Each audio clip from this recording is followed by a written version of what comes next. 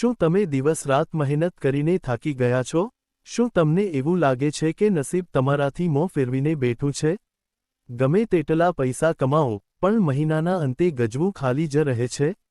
Stop! આ વિડિયોને ભૂલથી પણ સ્કીપ કરવાની ભૂલ ન કરતા, કારણ કે આજે હું તમને કોઈ અંધશ્રદ્ધા કે જાદુ ટોણા નથી બતાવવાનો, પણ એક એવો સનાતન અને વૈજ્ઞાનિક ઉપાય જણાવવાનો છું, જે જો તમે સાચી રીતે સમજી લીધો, તો તમારા જીવનમાં છપ્પર ફાડીને ધનવર્ષા થશે. આ મારો દાવો નથી, આ બ્રહ્માંડનો નિયમ છે. માત્ર આ છેલ્લો એક ઉપાય અજમાવી જુઓ, અને પછી જુઓ ચમત્કાર. નમસ્કાર મિત્રો, તમારા બધાનું સ્વાગત છે. આપણે અત્યાર સુધી સેંકડો ઉપાયો કર્યા હશે. શનિવારે તેલ ચડાવ્યું હશે, ગુરુવારે પીળા કપડાં પહેર્યા હશે, ઘરમાં મની પ્લાન્ટ પણ લગાવ્યો હશે.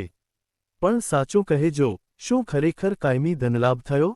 કદાચ થોડા સમય માટે થયો હશે, પણ ફરી પરિસ્થિતિ એની એ જ થઈ ગઈ. શા માટે? કારણ કે આપણે બહારના ઉપાયો કર્યા, પણ જે અસલી ચાવી છે, જે તિજોરીનું મુખ્ય તાળું છે, તેને ક્યારેય ખોલ્યું જ નહીં. આજે હું તમને જે છેલ્લો ઉપાય બતાવવા જઈ રહ્યો છું, તે તમારા સબકોન્શિયસ માઇન્ડ, અર્ધજાગ્રત મન અને બ્રહ્માંડના એનર્જી સોર્સ સાથે જોડાયેલો છે. આ વિડિયોના 5 સ્ટેપ્સ તમારા જીવનની આર્થિક સ્થિતિને 360 ડિગ્રી બદલી નાખશે. એક પણ સેકન્ડ મિસ ન કરતા, કારણ કે અધૂરું જ્ઞાન હંમેશા નુકસાનકારક હોય છે. સ્ટેપ 1. મની બ્લોકેજને તોડો. ધનવર્ષાનો પહેલો નિયમ: તમારા મગજમાં રહેલા ગરીબીના વાયરસને ડિલીટ કરો.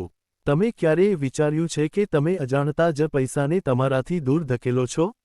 જ્યારે પણ તમે કહો છો કે, મારી પાસે પૈસા નથી, પૈસા તો હાથનો મેલ છે, મોટા માણસો તો 2 નંબરી જ હોય છે, ત્યારે તમે બ્રહ્માંડને એક નેગેટિવ સિગ્નલ મોકલો છો. બ્રહ્માંડ વિચારે છે કે આ વ્યક્તિને પૈસા ગમતા જ નથી, એટલે એ તમારા સુધી પૈસા આવવા દેતું નથી. તમારે આજે જ આ વાક્યો બોલવાના બંધ કરવા પડશે. પૈસા પ્રત્યેનો તમારો દૃષ્ટિકોણ બદલો. પૈસા એ પાપ નથી, પૈસા એ ઊર્જા છે. જ્યાં સુધી તમે પૈસાની ઇજ્જત નહીં કરો, ત્યાં સુધી પૈસા તમારી પાસે નહીં આવે. જે ઘરમાં દરરોજ પૈસાની તંગીની ચર્ચા અને ઝઘડા થતા હોય, ત્યાં ક્યારેય લક્ષ્મીજી વાસ નથી કરતા. એટલે આજથી જ અભાવ વિશે વિચારવાનું બંધ કરો અને સમૃદ્ધિ વિશે વિચારવાનું શરૂ કરો. તમે જેવું વિચારશો, તેવું જ તમારા જીવનમાં આકર્ષિત થશે. Step 2. The secret law of attraction અને વોટર ટેકનિક. હવે વાત કરીએ એ અકસીર ઉપાયની, જે રાતોરાત તમારી ઊર્જા બદલી નાખશે. આને કહેવાય છે વોટર મેનિફેસ્ટેશન ટેકનિક. આપણું 70% પાણીનું બનેલું છે અને પાણીમાં યાદશક્તિ તેમજ ઊર્જાને શોષવાની અદ્ભુત શક્તિ હોય છે. દરરોજ રાત્રે સૂતા પહેલા અને સવારે ઉઠતાની સાથે જ એક કાચના ગ્લાસમાં પીવાનું શુદ્ધ પાણી લો. તે ગ્લાસને તમારા બંને હાથની હથેળીની વચ્ચે પકડો. તમારી આંખો બંધ કરો અને પાણી તરફ જોઈને પૂરા વિશ્વાસ સાથે મનમાં અથવા ધીમેથી આ 3 વાક્યો બોલો.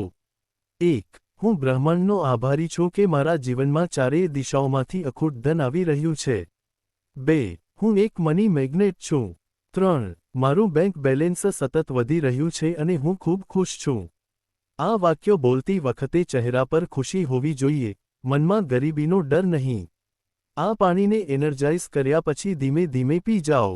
જ્યારે આ ઊર્જાથી ભરેલું પાણી તમારા શરીરમાં જશે, ત્યારે તમારા શરીરના કણો ધન આકર્ષિત કરવા માટે એક્ટિવ થઈ જશે. આ કોઈ અંધશ્રદ્ધા નથી. વોટર મેમરી પર વિજ્ઞાન ઘણું બધું કહી ચૂક્યું છે. પાણી તમારા વિચારોની ઊર્જાને ગ્રહણ કરીને તમારા આખા શરીરમાં ફેલાવી દે છે, જેનાથી તમારી આસપાસ સકારાત્મકતાનો એક એવો ઘેરાવ બને છે જે ધનને તમારી તરફ આકર્ષિત કરે છે. સ્ટેપ 3. તિજોરી અને પર્સનો જાદુઈ નિયમ. લક્ષ્મીજી ત્યાં જ રોકાય છે જ્યાં સ્વચ્છતા અને વ્યવસ્થા હોય. તમારા પર્સ તરફ જુઓ. શું તેમાં જૂના બિલ, ફાટેલી ચિઠ્ઠીઓ, ઉધારના હિસાબો કે દવાના પ્રિસ્ક્રિપ્શન પડ્યા છે? જો હા, તો તમે સાક્ષાત રાહુ કેતુને તમારા પર્સમાં જગ્યા આપી છે. તમારે શું કરવાનું છે? આજે જ તમારા પર્સ કે વોલેટમાંથી બધા જ નકામા કાગળો, બિલ અને ઉધારની ચિઠ્ઠીઓ બહાર ફેંકી દો. પર્સમાં ક્યારેય પણ દવાઓ ન રાખો, આનાથી બીમારીનો ખર્ચ વધે છે. રૂપિયાની નોટોને ક્યારેય વાળી ચોળીને ન રાખો, તેને સીધી અને વ્યવસ્થિત ગોઠવીને રાખો. તમારી તિજોરીમાં જ્યાં તમે પૈસા રાખો છો, ત્યાં એક નાનું લાલ કપડું પાથરો અને તેની ઉપર ચાંદીનો સિક્કો અથવા એક આખી સોપારી રાખો જેની પૂજા થયેલી હોય. યાદ રાખો, પર્સ અને તિજોરી એ લક્ષ્મીજીનું ઘર છે. તેને જેટલું પવિત્ર અને વ્યવસ્થિત રાખશો, તેટલું જ ધન ત્યાં ખેંચાઈને આવશે. જ્યાં કચરો અને નકામી વસ્તુઓ હોય ત્યાં નકારાત્મક ઉર્જાનો વાસ થાય છે અને લક્ષ્મીજી ત્યાંથી ચાલ્યા જાય છે. સ્ટેપ 4. દશાંશ પદ્ધતિ. બ્રહ્માંડને વ્યાજ સાથે પાછું આપો. આ નિયમ કદાચ તમને કોઈએ નહીં કહ્યો હોય, પણ આ પૃથ્વીનો સૌથી મોટો આર્થિક નિયમ છે. જે આપશો, તે 1000 ગણું થઈને પાછું આવશે. કુદરતનો નિયમ છે કે નદી પોતાનું પાણી પોતે નથી પીતી, વૃક્ષ પોતાના ફળ પોતે નથી ખાતું. તેવી જ રીતે, તમારી કમાણીનો એક નાનો હિસ્સો સમાજ કલ્યાણ માટે વપરાવો જ જોઈએ. સનાતન ધર્મમાં તેને દશાંશ કહેવાય છે. તમારી જે પણ માસિક કમાણી હોય, તેમાંથી 1% લઈને 10% સુધીનો હિસ્સો કોઈ જરૂરિયાતમંદની મદદમાં, ગાયને ઘાસચારો ખવડાવવામાં, અથવા પક્ષીઓને ચણ નાખવામાં વાપરો. જ્યારે તમે ખુલ્લા હાથે આપવાનું શરૂ કરો છો, ત્યારે બ્રહ્માંડ સમજી જાય છે કે આ વ્યક્તિ પાસે આપવાની ક્ષમતા છે, એટલે બ્રહ્માંડ તમારા રસ્તાઓ ખોલી નાખે છે જેથી તમારી પાસે વધુ પૈસા આવે અને તમે વધુ મદદ કરી શકો. કંજૂસાઈ કરવાથી ધન ક્યારેય વધતું નથી, વહેંચવાથી ધનનો પ્રવાહ વધે છે. જગતનો આ નિયમ છે કે કુદરત ક્યારેય કોઈનું ઉધાર નથી રાખતી, તમે જે આપશો તે વ્યાજ સાથે પાછું મળશે.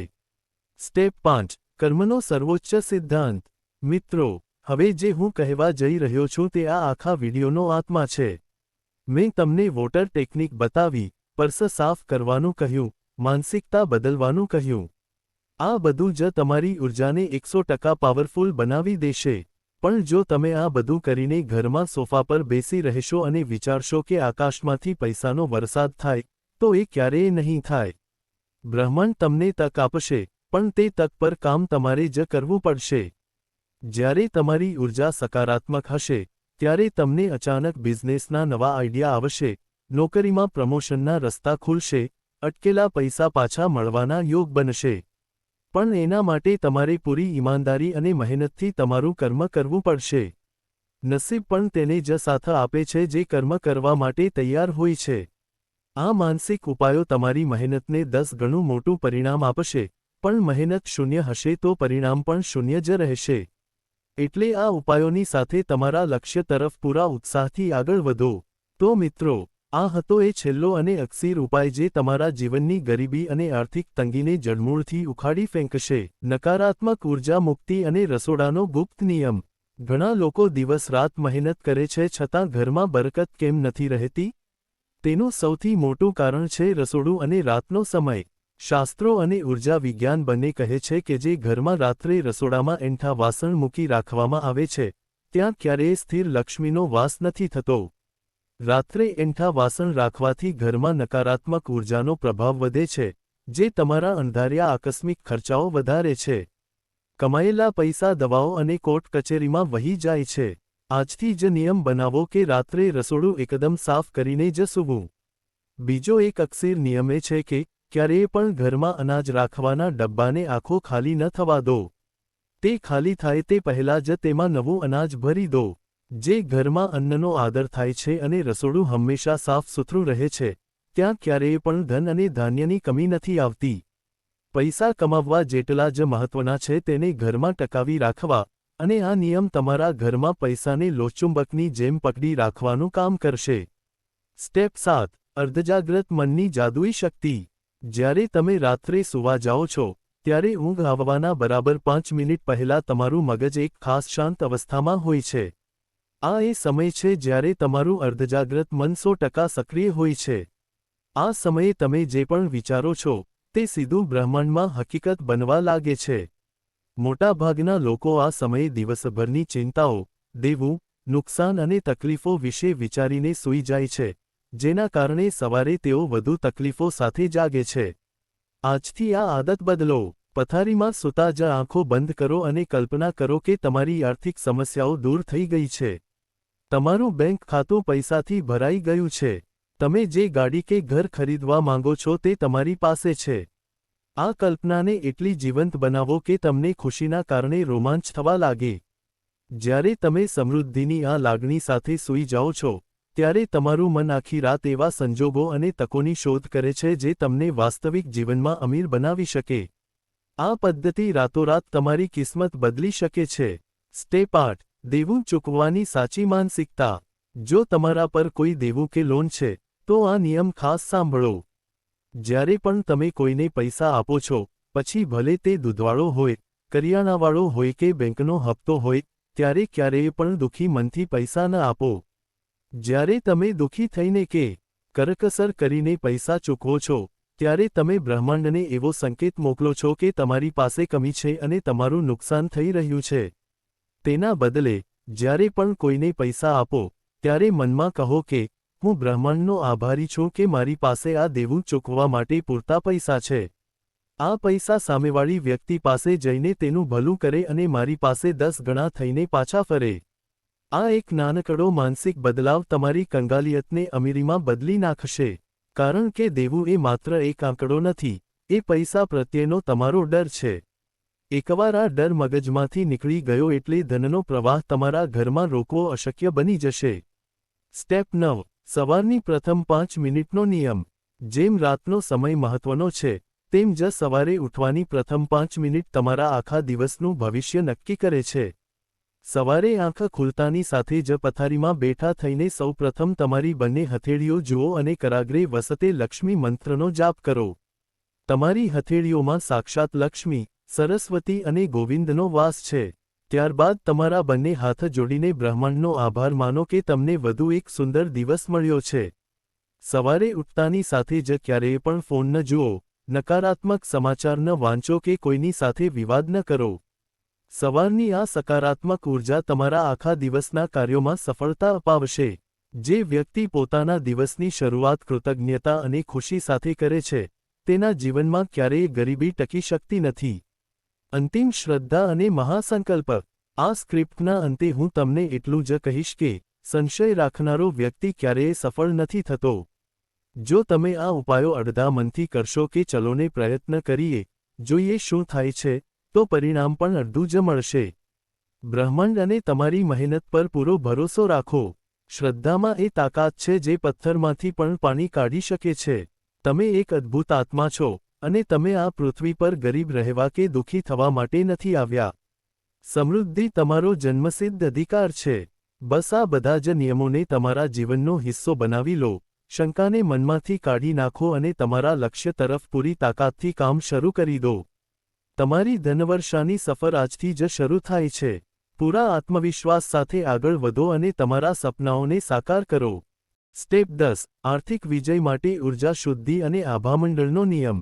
આપણી આસપાસ એક અદૃશ્ય ઉર્જાનું આવરણ હોય છે, જેને આભામંડળ કહેવાય છે. જ્યારે તમારા ઘરમાં કે તમારી આસપાસ નકારાત્મક ઉર્જા વધી જાય છે, ત્યારે ધન આવવાના તમામ રસ્તાઓ બંધ થઈ જાય છે. આ ઉર્જાને સાફ કરવાનો સૌથી સરળ અને અકસીર ઉપાય છે દરિયાઈ મીઠું અથવા સિંધાલુણ મીઠું. દર અઠવાડિયે એકવાર ઘરમાં પોતું કરતી વખતે પાણીમાં થોડું મીઠું નાખો.